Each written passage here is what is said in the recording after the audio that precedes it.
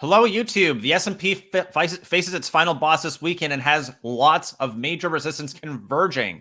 So, is Jerome Powell going to be a friend or a foe? Is he going to blink? Is he going to blink? Is he going to blink?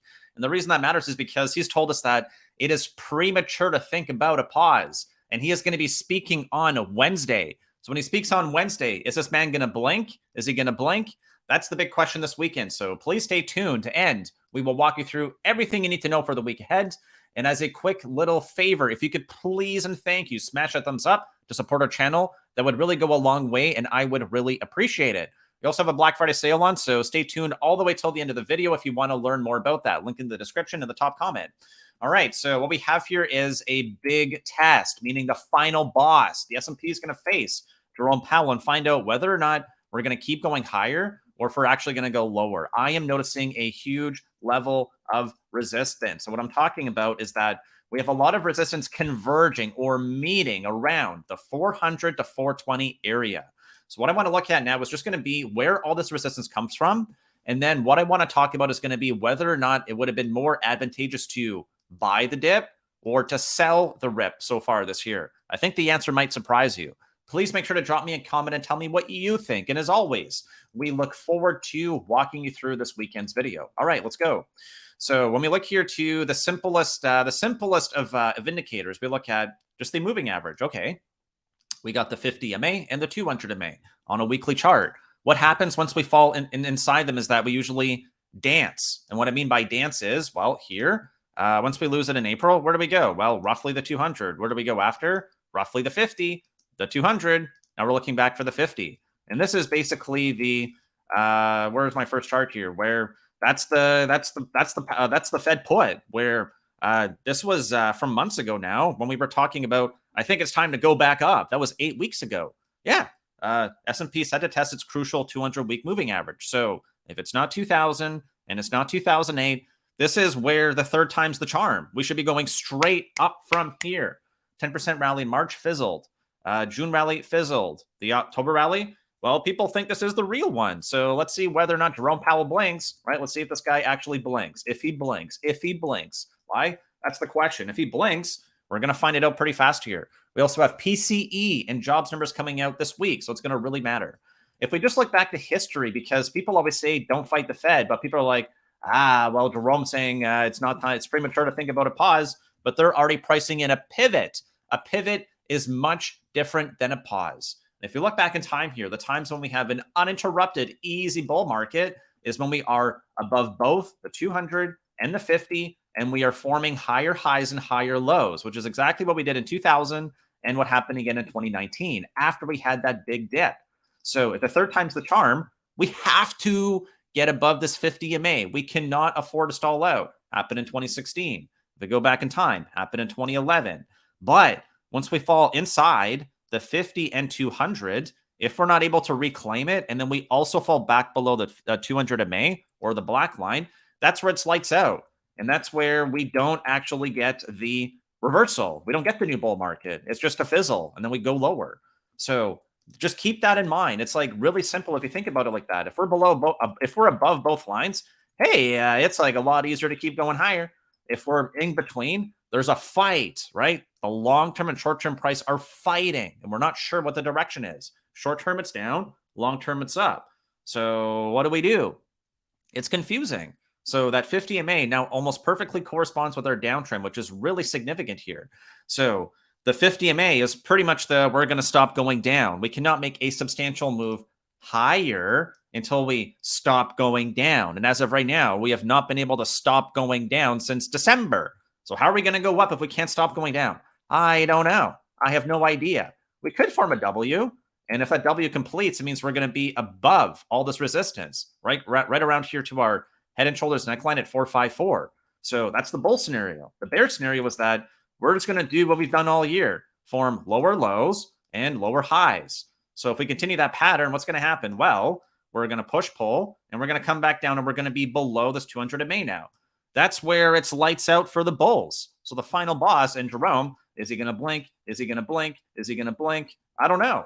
I don't want to speak for him. Let's let the man do that for himself.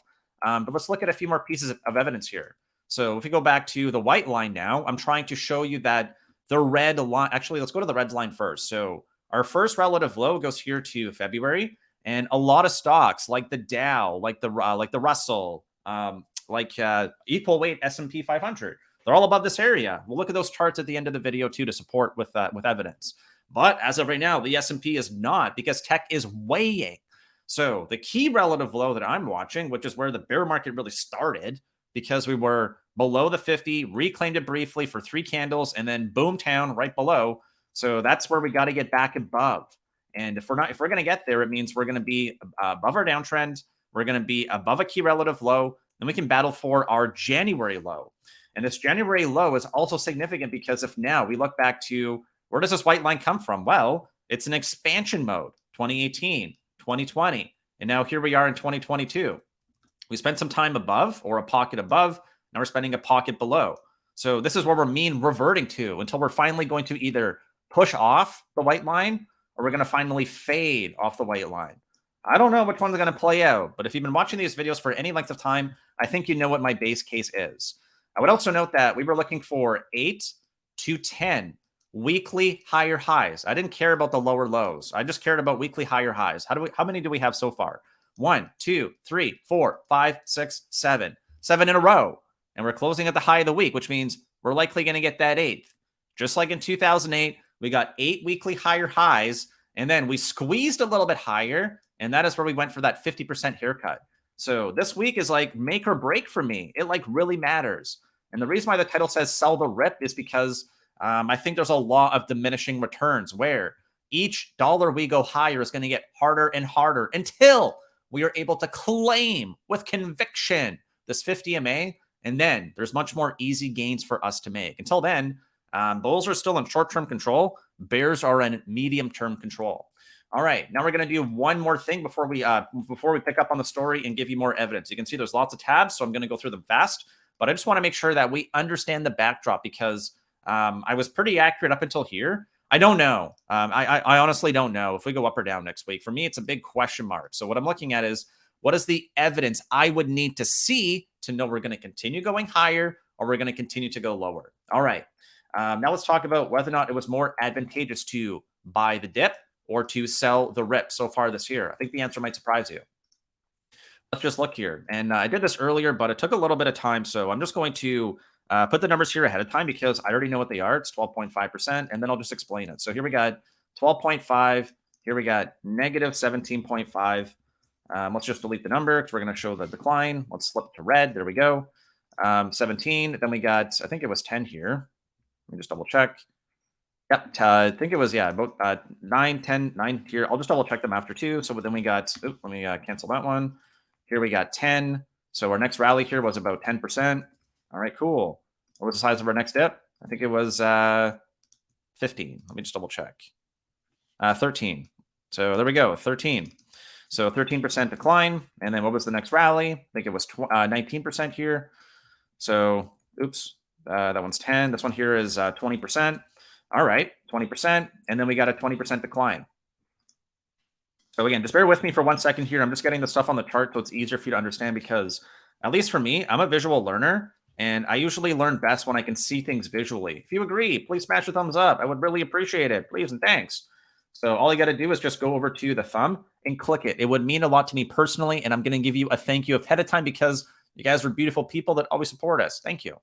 So there we go. Now let's just do the math here. So from our first rally, when the bear market started, we're looking at this one right here, which is when we lost the 50 and then failed to reclaim it, at least in the short term, but ultimately got back above. So we're talking about the period when we finally lose the 50 MA. Would have been more advantageous to buy or sell the dip. Let's look here now. So up by 12. Cool. All right. Make 12%. That's not bad. That's a whole year's worth of gains. Yep. Look at the decline, though. Oh, my goodness. 17.5%. That's not nice. Then we go up by roughly 10. And then we go down by roughly 13. And then we go up by roughly 20. It's actually 19, but we'll leave it at 20 just for simplicity right now. And then we decline by about 19. It's actually 19.5, but we'll call it 19 there. And now we're currently up by about 15. So the reason why we form lower lows and lower highs, I know why. I don't have to do the math here. I know that the only way we can form progressively lower lows and lower highs is if the cuts are getting deeper than the recoveries. That's exactly what we see here. So far this year, It would have been more advantageous to sell the rip than it would have been to buy the dip. But because we're now noticing that we're getting 19% and 19% on these last two moves, the question is whether or not we're now finding equilibrium. And if this third time's the charm, or if we're just going to sell the rip anyway. All right, let's go forward to story. Is he going to blink? Is he going to blink? Is he going to blink? That's the big question. Let's go through. So he says it's premature to think about a pause, let alone a pivot. Again, we'll hear what Jerome Powell wants to say for himself. And what's so important here is that we're not talking about a pivot. We're talking about a pause. But the majority of the decline in these bear markets occurred after the Fed's pivot. Why? Because the Fed hikes until something breaks. And when they break something, it usually means more things are going to break. It's called contagion. So in 1970s, 1980s, and the 2000s, the 1990s, sorry, 2000s, 2010s, every single time we decline more after they pivot. This seems like really simple, but people get stuck in the fear and greed. And right now we are solidly in greed, which means people kind of have their blinders on. They're getting complacent.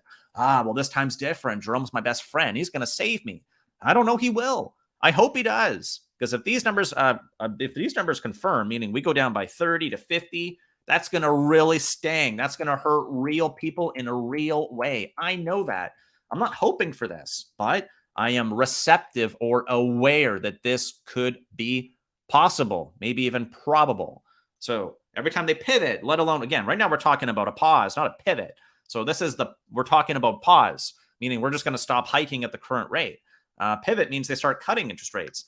I don't know, the market's got it right this time, but time will have to confirm the story. So that's not looking good. Now we look here to Mike Wilson from Morgan Stanley, who has been very accurate on this prediction so far this year. So he's telling us that markets often need the engraved invitation from a higher power to tell them what's going on. For bond markets, it's the Fed. And for the stock market, it's company management teams. So now let's look at two more charts here. I think it might really surprise you in terms of what's happening. Let's look here at the 2-year note. Oh, wow. Hold on. And actually, I'm going to now flip here to my second chart here. So let's just go to the 2-year note. All right, 2-year note, boomtowns, baby. Whoop, it's up like 2,000% from 0.1% all the way. Oh, sorry, it's up 5,000%. My apologies, 5,000%. Oh, that's normal though, right? That's sustainable. That's normal. That is silky smooth and no problem. So when we look here, we're still trending up, which means yields are still rising. And we're stuck between roughly 5% and about 3.8. Right now, the terminal rate is being priced in at 5.25. I think this has to go higher. Again, think, not know, I think. And right now, bonds are solidly in an uptrend with a golden cross. That is bullish. We'll look here at the 2-year. I'm going to zoom out to a 1 month just because the pattern is quite large. It goes all the way back to the 1980s, the same period we just compared to. And what does it show us? Well, we hit resistance, or the red line, our relative low. And now the question is whether or not we're going to break over it, if we're going to consolidate, meaning stay in this range, or if we're going to go down. So we're going to have to break below 3.1, for me, in my opinion, for us to see a sustained rally. Why? It means inflation is below 3%. Right now, it's not. If we get above 4, that means inflation is getting out of control, and we're seeing in reacceleration. We're not going to talk about inflation on this video too much just because of time, but people vote. And again, let's read this quote one more time. What's going on, blah, blah, blah. For bond markets, it's the Fed. And for stocks, it's company management teams. We are seeing a red alert.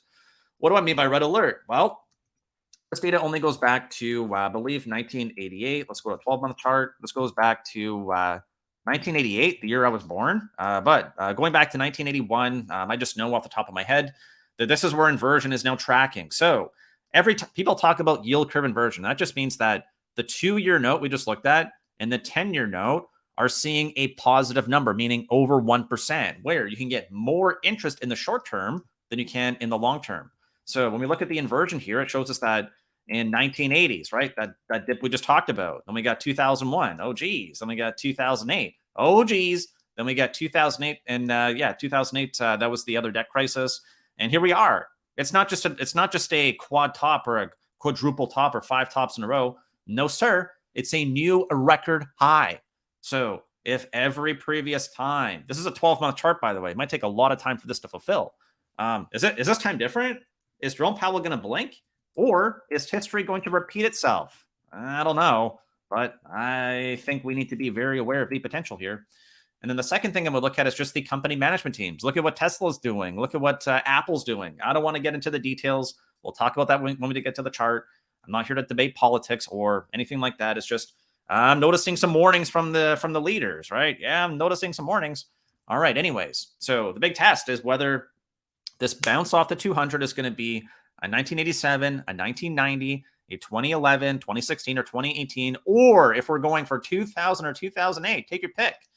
All right, now let's just confirm on this one here. We talked about it. Well, as of right now, this rally seems nice, right? 11% off the high, 17% off the high, and as of right now, 15% off the high. So let's make sure we actually advance if we're bullish. We cannot afford to look back. We need the Santa rally. We need it now. Why? Well, is the pain been enough? Right? Steep fall. Global bond and stocks see biggest loss ever in market value. So if Jerome's going to blink, it's probably because he thinks there's been enough economic pain. I've not heard that from him yet. Maybe he's going to pause. Maybe he's going to pivot. Let's see what he says. All right. Now we look around the world, right? This is from November 7th. So things have deteriorated since then or gotten worse. And they're easing in China. Why? Well, things don't look good. China banks are now valued like U.S. peers at the depths of 2008. So we just talked about 2008. We just talked about how if we're going to see that pivot or the pause, it's got to be like right now. The world is in trouble, right? The engine of growth, or China, is having some issues here. They're valued like it's 2008. So if this is the reversal, it needs to happen like now. All right, flip side. So the flip side now for the bears is that, again, Goldman Sachs is one bank. They're not the right. They're not Hercules or right Nostradamus. They can't move things or predict things, although they can. Let's be honest. But they're telling us that the end of year target for 2023 is basically where we are right now at 4,000. We're just a little bit higher right now. So if we're going to be going nowhere between now and end of the year, but volatility is going to increase, what should we do? Well, let's be mindful of the losses, because right now S&P is still red year to date, and it is a little bit naive to be looking at, oh, well, I'm just going to hold on. Even if that negative 50 happens, yeah, I'm willing to lose half my money, and then I got to make 100% or double up to get it back. Just look at these numbers. They're staggering. The lower we go, the more dangerous it gets. And I don't think, here we go. Let's look at the next chart, and then we'll keep the story going just because I have a little bit of a narrative here. So if we look at 4,000 as the base case or their current estimate, what are they looking for end of next year? Well, soft landing is 4,000. Oh, man. But what if we don't get a soft landing? Well, 3,750. So, okay, we talked about if we're going to go down, do we want to be aware of it? Well, this is telling you better be aware of it. The best case scenario, the rosy scenario, they land the plane perfectly. The inflation goes down, right? There's no other issues. Growth is good. 4,000, which is where we are right now. If we have a hard landing, 3,000. Oh, geez. That's the middle of next year. End of the year, 3,750. Whoa. So best case scenario, we go nowhere. We get our money back end of next year in 12 months. Or we lose maybe 1,000 points. That seems like we should be aware of it. Let's read this one more time. So markets often need the engraved invitation from a higher power to tell them what's going on. For bond markets, it's the Fed. And for stock markets, it's company management teams. So let's look at these guys here. Oh, man. Company management teams. Like who? Well, like the richest people on planet Earth. Jeff Bezos, Elon Musk, other people like Ken Griffith are sounding the alarm on a U.S. recession. Here are 12 dire economic warnings from the elite commentators. These guys are rich. They want to stay rich. They stay rich by their stocks staying higher. So why are they telling us this? Well, maybe it's because they're trying to warn us. They're giving us what? A dire warning from elite commentators like Jeff Bezos, right? Elon Musk, Ken Griffith, Charlie Munger, right? Even the value guy, Carl Icahn, Jamie Dimon, David Solomon, Jeff Gunlock, Leon Cooperman, Greg Jensen, Nuro Rubini, and this last guy here from Harvard. I don't know who he is, but he's from Harvard, so I'm guessing he knows what he's talking about. These guys are smarter than me. And this is talking about a recession like likely next year. So that's how we can get that hard versus soft landing and basically just get our money back. So best case scenario, we get our money back. Worst case scenario, it's not so rosy. All right. So what happens? When's Jerome talking? He talks at 1:30 on Wednesday. That's when he talks. The Federal Reserve news event calendar here shows us that. There's other Fed speakers, but I really just care about the big man. I care about Papa Powell. He's the final boss. And is he going to blink? Is he going to blink? Is he going to blink? That's really what it's all about for me. Is he going to blink? Is he going to blink? Is he going to blink? I don't think he's going to, but the market might read his narrative incorrectly. Why? Well, since November 2nd, which was when we got those Fed minutes, 12 Fed officials have said they're open to a 50 basis point increase.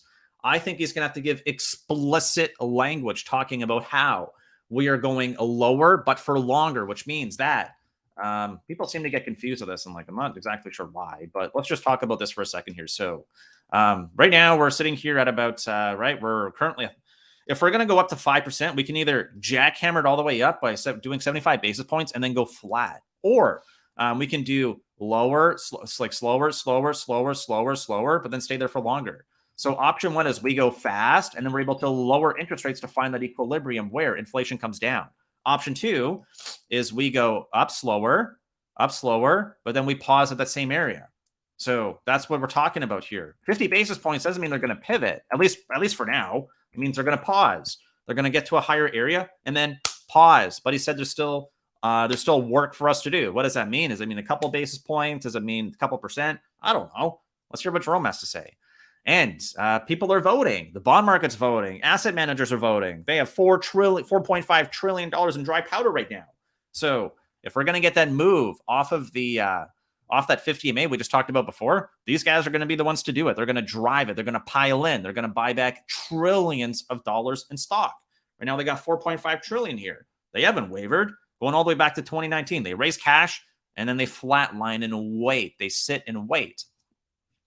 We've talked about how there might be an earnings recession coming, and this is just one data point, so we're not going to say it's over and blah, blah, blah. So here we go. U.S. shoppers kick off holiday season with muted Black Friday. So heavy discounters to clear inventory appear to draw smaller crowds.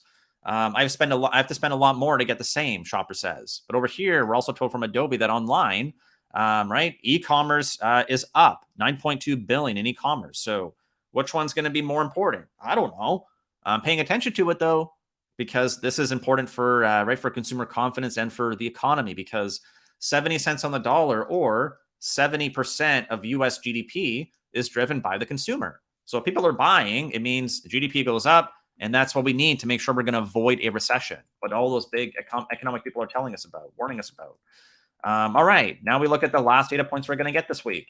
Jobs day means down day, at least since we talked about that period in March and April. Biggest gain was 0.3, and then we got basically 1, 1.5, 1, or 2.8% declines is the big ones. Like, okay, well, when's the next job report?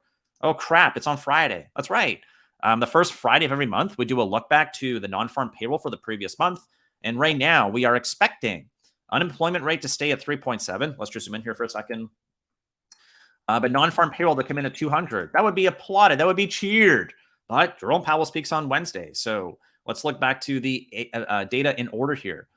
We get CPI out of Europe year over year. Oh my God, it's going to go down to 10.4. Yeah, it's over. It's only 10. Only losing 10% of my buying power every year. No problems here. All right, Jolt's job openings on Wednesday too. This would be cheered. Why? It's almost down to 10. It's trending down. Pending home sales, well, maybe a soft landing. And then we look here too, based on the forecast. Then we look here to core PCE from 0.5 to 0.3. Justin, oh my goodness, that is it. Inflation's conquered. Jerome did it. That's what we're looking for. And then we got non-farm payroll, initial jobless claims too. And then we also have non-farm payroll coming in on Friday. So if the third time's the charm, if we're going to avoid going red like we've not been able to since May, it means we're going to get a boost into the end of the week. We're going to form that 8th weekly higher high, and we're going to hold it. That's what it tells us. Why? This data comes in after Wednesday. So when Jerome tells us, here's how to interpret the data that comes out on Thursday, or core PCE, which is his most important inflation gauge. And then unemployment and non-farm payroll on Friday. If he wants us to interpret the data one way or the other, he will tell us in his speech on Wednesday. All right. And then that's why the third time might be the charm. So if Jerome Powell's going to blink, this is it. Bear market's over. Fundamentals are strong. We're going to go back to not only previous highs, but new all-time highs. Why? Because that's how bear and bull markets work. There we go. Let's show one more thing here just to make sure people understand, because people always seem to be confused on this. So one last thing we'll look at here is, where would a birth of a new bull market actually happen? Well, off the low at 348.11. Let's just go off the close enough, 20% off the lows. Oh my goodness, it's about 417, 418, which would mean what? Us basically filling this this gap right here. It's only a $1 gap, but we got a $1 gap right here at about 420. So if we can get over that 50, hit about 418, get over 420, confirm it. That's a new bull market. We're also exiting bear market territory because negative 20 off the highs is 384. We are already over that. So if we can power up, get over this resistance, get the 420, that's it. We've exited bear market and we've now birthed a new bull market. We got really close to doing that back in June, but again, that fizzled and we went to a lower low. So is this time different? Is the third time the charm? That's what everyone's banking on. The market's baking it in. Let's see if it's right. All right, it's been about 25 minutes. I was aiming for a shorter video, but I'm going to go through a few more charts. I talked about yields. We're going to skip that for now. We're going to talk about the dollar and we're going to talk about the VIX. So here, we're also at an inflection point or a crossroads. And I say that because when we zoom out here on the weekly chart, I notice a bullish pattern, which means bearish for stocks. It's a head and shoulders, but we broke out of it. So right now, we are throttling roughly 106, which is our left shoulder. So if we fall back below here and we go lower, that makes stonks go up. Everyone's talking about peak dollar, and a lot of people are not. So I don't know. Let's just see what happens. Do we move below 103 or a 50 MA? Or do we move back up closer to 110 and then punch higher? Well, that's going to depend on what Jerome and the Fed do. So there you go, right? There's the there's like the big scenario. Just like S&P's at a key area, so is the dollar. If the dollar goes down, stonks will go up. It's that simple. All right. So if it's that simple, let's look at VIX now. Why? It's been an excellent predictor. So when we look here, going back to the beginning of the year, we're currently in a triangle or a pennant, and every market bottom has not happened without us at least getting up into the mid 40s or back inside the pink box on the upper end. It was needed in 2011, 2008. It was needed in 2015, 2018, and in 2020. We've not hit that yet. We've not breached 40. So if we do not breach 40, hey, maybe we're delaying the big one. Maybe it's not going to come. Maybe Jerome is going to soft land everything and do a perfect job, or maybe he's not. We're down by 11% on the VIX this week. That's like a big slam. So let's look and see what history tells us going back to year to date. Going back to January here. So back in January, we get below 20. We hit a low of 16. Then we hit a low of 18 in April. Then we hit a low of 19 in August. So 18, 19, 20. Higher lows. That's how an uptrend gets formed. And every time we formed a lower highs, but we got at least to roughly 35. So if this is correct, it means we're looking for a bout of volatility, or for this chart to go back up. And if it breaks the downtrend and it gets over 30, over 40, that is where we're likely going to see a actionable bottom, or the S&P going for a hard landing down to 3,100. And then we can say the bear market is over when we actually get the recession. So far, it's not there. All right, let's look at a couple more pieces of evidence here. And then we're going to look at some more charts, because there's actually a lot of bullish ones out there too. I'm just, again, I'm trying to warn people, because when everyone's greedy, people tend to put their blinders on, and they tend to not be aware of the risks that are out there, either knowingly, unknowingly. They're just not aware that there are these things brewing out there, meaning history. If we now look back here to, this is SP500, and this just basically shows us the S&P 500 stocks above their 50 DMA. Let's look back here. Oh my goodness. It's like 9 out of 10 stocks are above their short-term price. And on a monthly period, it never holds. So boom, down, right? Let's just talk about the boom down. So 2008, oh my goodness, back to 90, slam it down. 2011, slam it. 2008, 11, slam it. 2013, slam it. 2016, slam it. 2019, slam it. 2020, slam it. So if like on a monthly basis, every single time we hit 90, we go lower. Why is this time different? Is the third time the charm? Are we going to go to 100? It's the law of diminishing returns here. This is also flashing a warning. Yields at record levels. S&P at key resistance. VIX at 20, right? Most stocks above their 50 DMA. What about the 200 DMA? This one still has room to run, which means that the 50 DMA can just start to go sideways. And then this one here can catch up, because historically we're not quite oversold yet. Again, that same period, 2011, 2015, 2020, 2018, and 2020. We're not quite there yet. Why? Well, because we're in a bear market right now. So if we're going to go into a bull market, it means, yeah, we should go back up towards 90. That's where the short-term and long-term price are going to find equilibrium. All right, looking at a few more things now. I'll look at the bull evidence first. I want to look here at weekly charts for major ETFs. And what I'm noticing here is that the Dow was already broken out. So that area of resistance we're talking about, or the February low, already over it. The Jan low, also over it. Whoa. So like the Dow or the Dow Jones, the 30 stocks are above the February, above the January low. That is correct. They're dragging S&P up. Why? Well, because QQQ is so stinky. It's so stinky.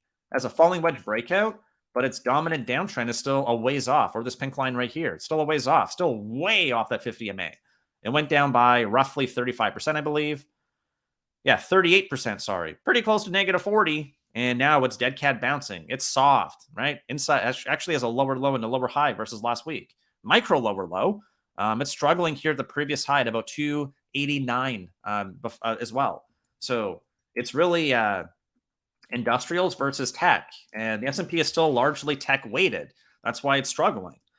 Look at a few more charts here. The Russell, all the way back to its January low and its February low. This looks stronger than SPY. Yes, it does. So is SPY going to get dragged up by small caps? I don't think so, but something to be mindful of, where we now have a period where we're no longer oversold, butting up against that 50 MA and our key relative low. It's a big area. Look here to RSP, or equal weight S&P 500. Oh my goodness. Above the February low, basically testing the January low over the 50 MA on a closing basis. This is bullish. The average S&P 500 stock equal weight is more bullish than the overall market. Why? Tech. All right, NYA, New York Stock Exchange. Boom counts, baby. We're over the 50 MA on a close, over the February low. Nice. XLK, stinky, right? Ways off the February low here, right? Our Feb low is up here at about the 50 MA. Our Jan low is above it. It's got to start moving like now. All right, moving forward. ARC, we're gonna skip it. XLV, boomtown, baby. Whoop! Top of the channel right here, right? Top of the area where we have supply and demand. So is it gonna squeeze to go to all-time highs? Double top at 140? Is it gonna reverse? I don't know. It's got 4 out of the last 5 weeks that are closing over that 50 MA though. That signals short-term momentum. Falling doesn't really confirm it, but who cares, right? Price is king. XLF, yeah, 2 out of 3 above the 50, over the February low. Check. All right, so looks like S&P is not actually all that bad. Or maybe we're just seeing leadership change, energy up. Energy is also forming a massive W or a cup and handle. So there's the W, the cup with the handle. Maybe it's going to go higher. And I think that is it. We got down, actually utilities too. Utilities, again, utilities, even a safe haven generally. Back to 2018, back to 2020 highs, over the 50 MA, just by a few cents, but stronger than the S&P. So why S&P no go up? When moon? I don't know. It's struggling. All right. Now to look at 2 more final stocks, because I think that Apple and Tesla, are both facing something unique. Apple, again, I don't want to get into the details of it. They warned about iPhone production back in early November. Now we're seeing that news actually come to fruition, which means it takes time to hear the bad news and to see the negative news on the chart. But at -2 on the week, I would not have even known that there was even bearish news on Apple. Just be like, well, inside bar or whatever, down 2%. It's right near its all-time highs. Nothing really to worry about yet, but it's the biggest stock in the S&P 500. This stock really, really, really, really, really matters. Microsoft, right, a key downtrend, right? So, and the key relative lows only from May though. Like February is like a ways off here. We got to get a 270 to that 50 MA. So right now, we're right at a key downtrend. There's no big bull vol, so why would this break? If it can just go sideways, it will break it. We don't need to have a reason why it's going to go side or break. It just needs to. Google, same kind of thing here, and these are in order. Right? Apple is the largest company in U.S. stocks. Microsoft number 2, Google number 3. So what these stocks do influence the S&P more than any individual stocks, period. Backtesting its 200, lower low, lower high, cannot quite get above its May low. Same thing as Microsoft, let alone its Jan low, which is like a lot higher at 125. So this one's giving a warning too, at resistance. Amazon, falling wedge, about in the middle of the yellow box, which is the 2018 and 2019 and 2020 highs. I don't know which way it's going to go. It's got time to just go sideways and not do anything. Volume is mostly bear too. There's no big green vol here. And then we got Tesla falling wedge. It's tight. It's right at the apex, right on the 200 MA, already down 50 off the all-time high. What's going to happen? I don't know. But Tesla also operates in a certain country in the Asian area, and it's in the city which is currently seeing a lot of resurgence. Read between the lines. You should know what that means. There's potential here. And as we noted, I think on Friday, we were talking about how there was a $2 billion, again, correct, $1 billion trade put on against Tesla. And I'm going to go through here, and then we're going to wrap the video up by welcoming you to our Black Friday special. If you still want to watch, if you're still watching, I would really appreciate if you could just smash that thumbs up. One final ask, please, and thank you. I thank you so much ahead of time for doing that. It means a lot to me personally. Thank you. All right, now we can talk about the algo.com, which offers up to 50% off from now through next Friday. So what I'm looking at here is just that week to date. We can look at our put flow, and we note that I'll actually just hide that that one there for now. Let me actually just change this to a scroll at the bottom. Save. There we go.